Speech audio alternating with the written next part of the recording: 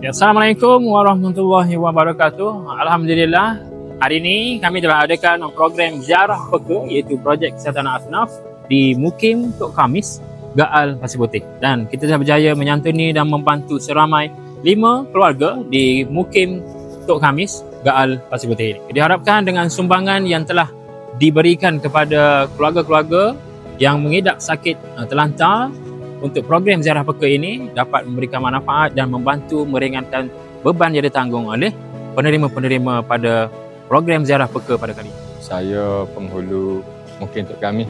Saya ucapkan terima kasih kepada Muslim Malaysia lah kerana sudi membagi sumbangan. Okay, sekarang kita berada di rumah Puan Cik Esa binti Muhammad mengidap sakit buah pinggang tahap 5 tak?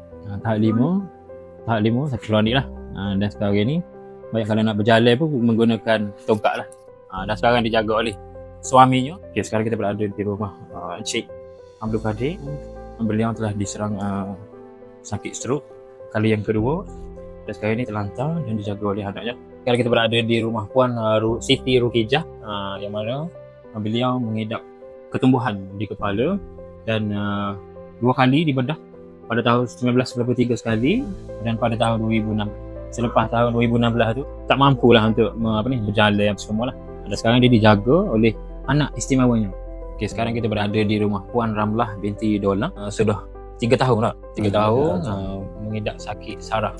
Dan sekarang terlantar dan dijaga oleh anak-anaknya seramai 12 orang. 12 orang bergili-gili lah.